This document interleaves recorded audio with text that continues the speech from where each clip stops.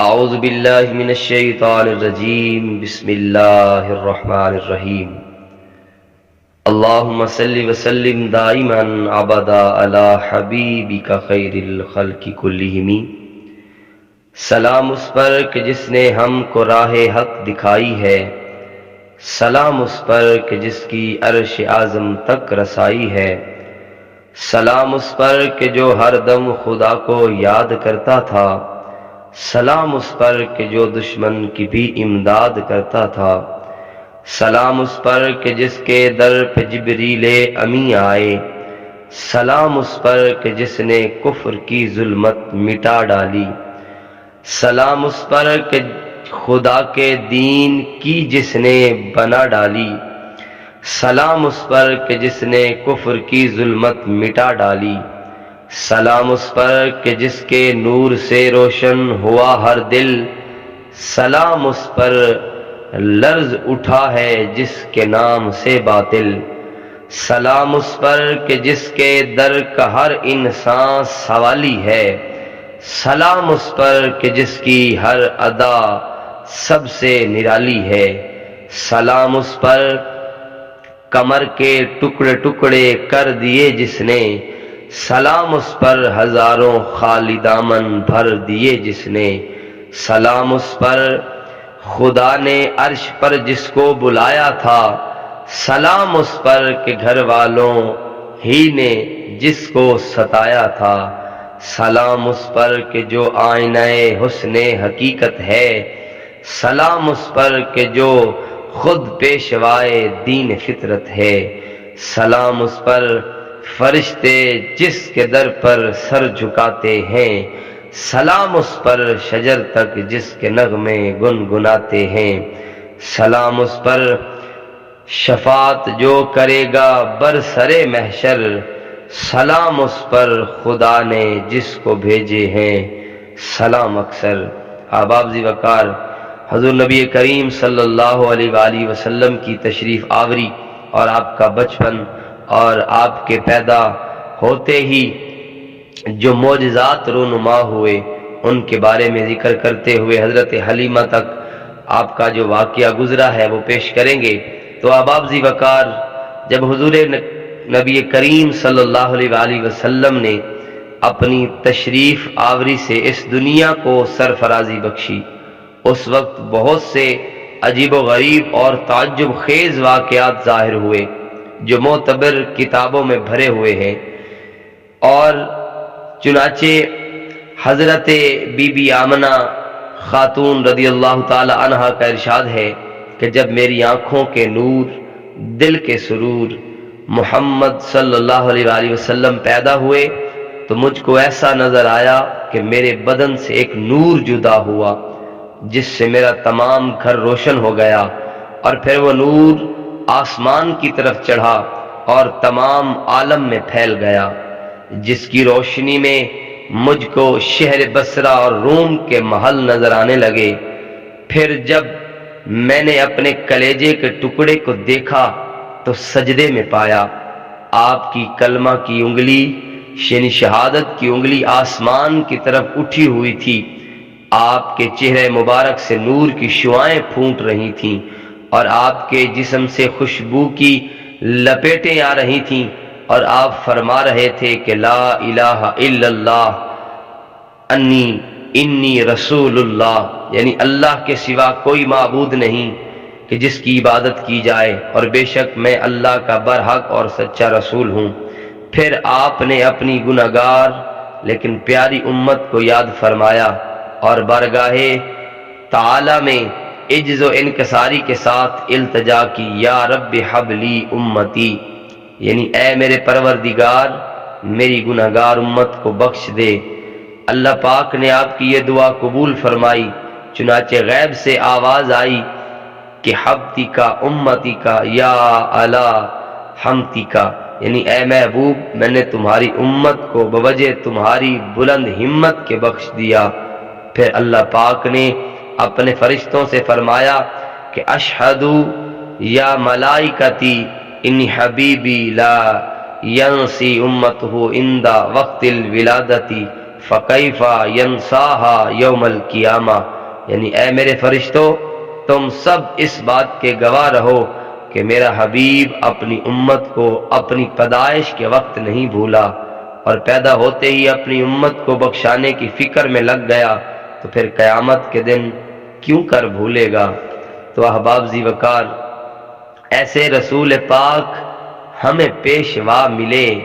ہم آسیوں کو شافے روز جزا ملے، تھی رات و دن جنہیں فقط امت کی گفتگو، اور ہم سیاہ کاروں کی بخشش کی جستجو، کرتے تھے روز و شب یہی خالق سے التجا، اپنے عذاب سے میری امت کو لے بچا، ایمان پہ ہو خاتمہ ان سب کا اے کریم، چھوٹے نہ ان سے حشر تک راہ مستقیم، دنیا میں سب عذابوں سے ان کو ملے امان، عقبا میں اپنے فضل سے دے گلشن جنا۔ حضور نبی کریم صلی اللہ علیہ وآلہ وسلم کی پھوپھی صاحبہ حضرت بی بی صفیہ رضی اللہ تعالی عنہا بیان فرماتی ہیں کہ میں آپ کی پیدائش کے وقت بی بی آمنہ خاتون کے پاس موجود تھی، چنانچہ جب آپ پیدا ہوئے تو اس وقت میں نے 6 باتیں تعجب والی یہ دیکھیں۔ اول یہ کہ آپ نے پیدا ہوتے ہی اللہ تبارک و تعالیٰ کی بارگاہ میں سجدہ کیا اور اپنی امت کی بخشش کی دعا کی۔ تیسری یہ کہ جب میں نے آپ کو نہلانا چاہا تو غیب سے آواز آئی کہ اے صفیہ تکلیف نہ کر، ہم نے اپنے محبوب کو پاک صاف بھیجا ہے۔ چوتھی بات، آپ کا نال کٹا ہوا اور ختنہ کیا ہوا تھا۔ پانچویں، آپ کے دونوں شانوں کے بیچ پیٹھ پر مہر نبوت تھی۔ چھٹے، آپ کے پیدا ہوتے ہی گھر میں اس قدر تیزی سے نور پھیلا کہ چراغ کی روشنی کی کوئی حیثیت نہ رہی، اور اس روشنی میں میں نے سب کچھ دیکھا۔ حضرت عبد الرحمن بن عوف رضی اللہ تعالی عنہ کی ماں حضرت بی بی شفا رضی اللہ تعالی عنہ کا بیان ہے کہ حضرت رسول خدا صلی اللہ علیہ وسلم کی پیدائش کے وقت وہاں موجود تھی۔ آپ کی پیدائش کے وقت میں نے کچھ عجیب باتیں دیکھی اور بے حد انوار نظر آئے، جس کی وجہ سے اس وقت سے میرے دل میں حضرت کی جلال و شان کا اعتقاد ہو گیا۔ اسی وجہ سے دعوت اسلام پر میں نے اسلام قبول کرنے میں جلدی کی اور مسلمان ہو گئی۔ اور حضرت فاطمہ سقفیہ والدہ حضرت عثمان بن ابی عاص رضی اللہ تعالی عنہم بیان فرماتی ہیں کہ آپ کی پیدائش کے وقت میں بھی وہاں موجود تھی۔ میں نے دیکھا کہ تمام گھر نور سے روشن تھا، اور میں نے آسمان کے تاروں کو دیکھا کہ زمین کی طرف جھکے پڑے ہیں، اور وہ اس قدر جھکے ہوئے تھے کہ میں سمجھتی تھی کہ زمین پر گر پڑیں گے۔ تو احباب ذی وقار، دنیا میں آئے جب شہنشاہ بحر و بر، جلوے سے رخ کے ہو گیا روشن تمام گھر، حور و ملک خوشی سے یہ بولے پکار کر، یا صاحب الجمالی و یا سید البشر، من وجہک المنیر لقد نور القمر، ہر چند میں نے سارے جہاں میں کی جستجو، لیکن نظر نہ آیا کوئی تجھ سا خوبرو، مجبور ہو کے کرتا ہوں یوں ختم گفتگو، لا یمکن الثناء کما کان حقہ، بعد از خدا بزرگ توئی قصہ مختصر۔ حضور نبی کریم صلی اللہ علیہ وآلہ وسلم کے دادا حضرت عبد المطلب رضی اللہ تعالیٰ عنہ بیان فرماتے ہیں کہ آپ کی پیدائش کے وقت میں خانہ کعبہ میں تھا۔ وہاں میں نے دیکھا کہ یک بارگی خانہ کعبہ ہلا اور جھوما، اور ان کی چاروں دیواروں نے مقام ابراہیم میں سجدہ کیا اور اٹھ کر اپنے ٹھکانے پر قائم ہو گیا۔ پھر ان دیواروں سے تکبیر کی آواز آئی کہ جس کے معنی یہ ہے کہ اللہ بہت بڑا ہے، اللہ بہت بڑا ہے، جو رب ہے محمد مصطفیٰ صلی اللہ علیہ وآلہ وسلم کا، بے شک اب پاک کرے گا میرا پروردگار مجھ کو بتوں سے اور مشرکوں کی نجاست اور گندگی سے، اور میں نے یہ دیکھا کہ وہاں کے تمام بت، ماں سب سے بڑے بت، حبل کے منہ کے بل گر کر ٹکڑے ٹکڑے ہو گئے۔ پھر غیب سے آواز آئی کہ پیدا ہوئے حضرت محمد مصطفیٰ صلی اللہ علیہ وآلہ وسلم، پس جس نے ان کی زیارت کی وہ بہت ہی خوش نصیب ہے اور بہت بڑی کامیابی اس کو حاصل ہوئی۔ پھر میری نظر کوہ صفا اور مروہ پر پڑی تو میں نے دیکھا کہ مارے خوشی کے پھولے نہیں سماتے، اور ان کی خوشی میں کبھی بلندی ہوتی ہے اور کبھی پستی ہوتی ہے۔ میں انہیں عجائبات اور غرائبات کو دیکھنے اور سننے میں مصروف تھا کہ گھر سے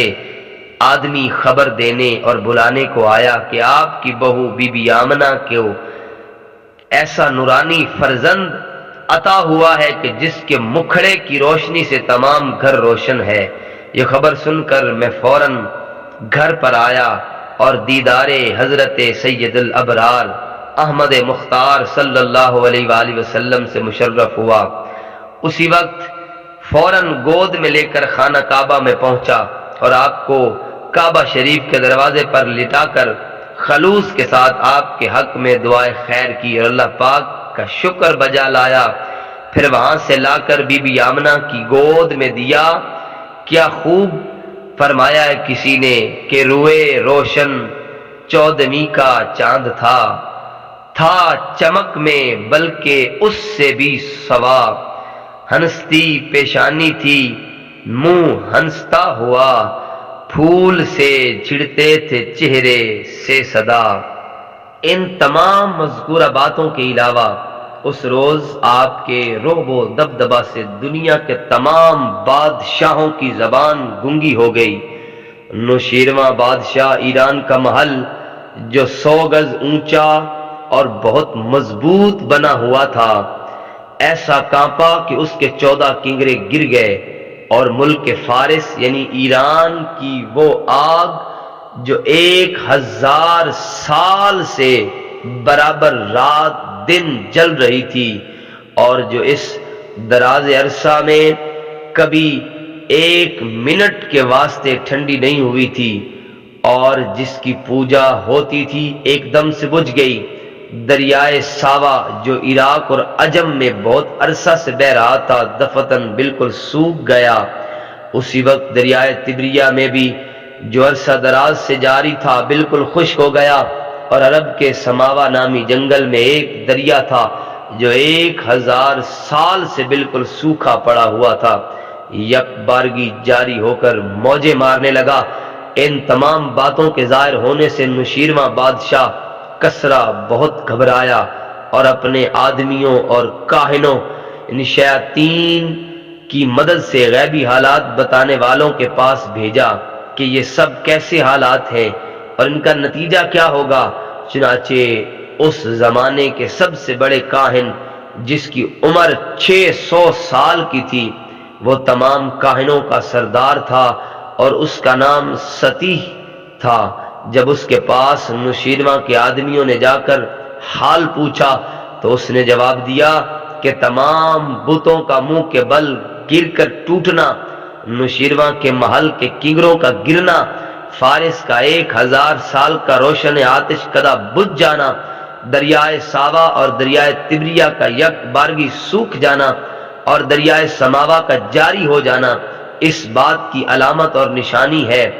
کہ کتاب قرآن کا تلاوت کرنے والا صاحب آسا یعنی پیغمبر آخر الزماں صلی اللہ علیہ وآلہ وسلم کا ظہور ہو گیا ہے۔ اب ستی نہ رہے گا۔ اتنا کہنے کے بعد ستی مر گیا۔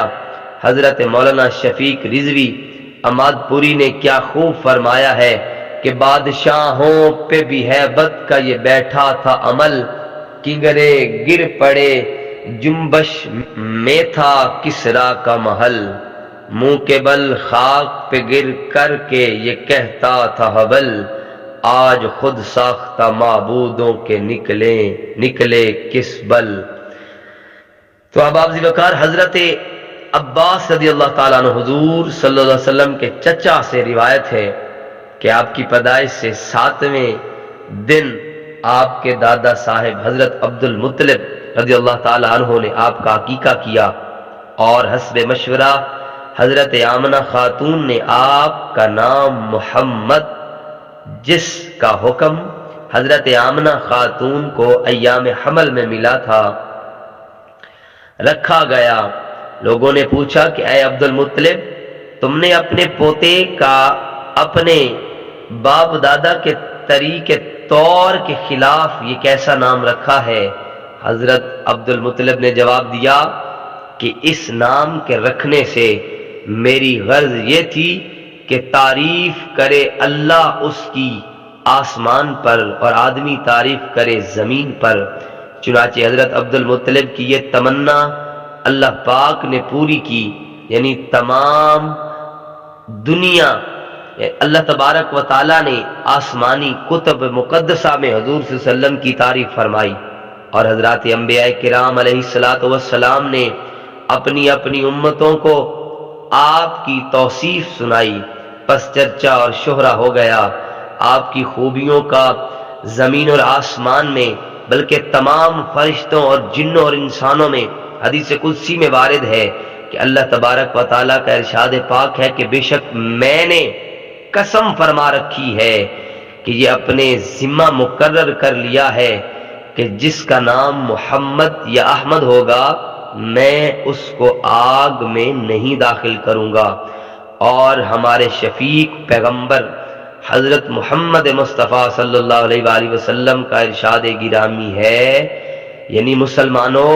تم اپنے بچوں کا نام میرے نام پر رکھا کرو۔ اور بہت روایتوں میں یہ خوشخبری اور ترغیب موجود ہے کہ جس کا نام محمد ہوگا حضور صلی اللہ علیہ وسلم قیامت کے دن اس کی سفارش کریں گے۔ پس ہم کو چاہیے کہ اپنے بچوں کا نام آپ کے نام مبارک پر رکھیں، یعنی نبی کریم صلی اللہ علیہ وآلہ وسلم کا نام مبارک یعنی محمد یا احمد یا محمود رکھیں، یا لفظوں کے آگے پیچھے یہ نام مبارک لگائیں، جیسے محمد نسیم یا محمد نظر۔ سامعین محترم، صحیح روایات سے ثابت ہے کہ حضور نبی کریم صلی اللہ علیہ وآلہ وسلم نے 7 روز اپنی والدہ ماجدہ حضرت بی بی آمنہ خاتون کا دودھ پیا، پھر چند روز آپ کے جانی اور ایمانی دشمن چچا ابو لہب کی باندی سویبہ نے دودھ پلایا۔ اس کے بعد یہ دولت ابدی اور سعادت سرمدی حضرت بی بی حلیمہ رضی اللہ تعالی عنہ کے حصے میں آئی، یعنی حضرت سویبہ کے بعد حضرت بی بی حلیمہ رضی اللہ عنہا نے آپ کو دودھ پلایا، اور اس وقت تک پلایا جو مدت ہے دودھ پلانے کی۔ اہل مکہ میں یہ دستور عرصہ سے جاری تھا کہ بعض لوگ بسبب عظمت و شوکت کے اور بعض بسبب شدت گرمی اور خراب آب و ہوا کے اپنے بچوں کو دودھ پلانے والی دائیوں کے سپرد کر دیا کرتے تھے۔ وہ اپنے دیہات میں لے جا کر ان کی پرورش کرتی، چنانچہ اسی سلسلہ میں ہر سال دودھ پلانے والی عورتیں مکہ میں آتی اور دودھ پینے والے بچوں کو اپنے ساتھ لے جایا کرتی تھیں۔ اسی طرح اس سال بھی خاندان بنی سعد کی عورتیں بچوں کی تلاش میں مکہ کو روانہ ہوئیں، جن میں حضرت بی بی حلیمہ سعدیہ رضی اللہ تعالی عنہا بھی تھیں۔ حضرت حلیمہ سعدیہ بیان کرتی ہیں کہ راستے میں ایک غیبی آواز سب نے سنی کہ اے بنی سعد کی عورتوں، خبردار ہو کہ مکہ میں ایک فرزند نیک اختر قریش کے خاندان میں پیدا ہوا ہے، جو دن کے سورج اور رات کے پورے چاند کے مانند ہے۔ خوش قسمت ہے وہ عورت جو اس کو دودھ پلانے کا شرف حاصل کرے۔ ساتھ کی عورتوں نے جب یہ آواز سنی تو اپنی سواریوں کے جانوروں کو تیز ہانکنے لگیں کہ جلد مکہ میں پہنچ کر اس فرزند کو لے لیں۔ میں نے بھی تیز چلنے کی کوشش کی، مگر میری سواری کا جانور بہت کمزور تھا، اس لیے سب عورتوں نے پہلے پہنچ کر مالداروں کے بچے لے لیے، اور میں دیر میں پہنچی، مجھ کو بچہ نہ ملا۔ اس بات سے میں بہت ہی رنجیدہ اپنے قیام کی جگہ بیٹھی تھی، ناگاہ میں نے دیکھا کہ ایک بزرگ سامنے کھڑے ہیں جن کے چہرے سے معلوم ہوتا ہے کہ کوئی سردار ہے۔ میرے پوچھنے پر ایک شخص نے بتایا کہ یہ مکہ کے سردار عبد المطلب ہیں۔ پھر اس بزرگ نے بلند آواز سے کہا، اے بنی سعد کی عورتوں، تم میں کوئی ایسی عورت ہے جس کو بچہ نہ ملا ہو؟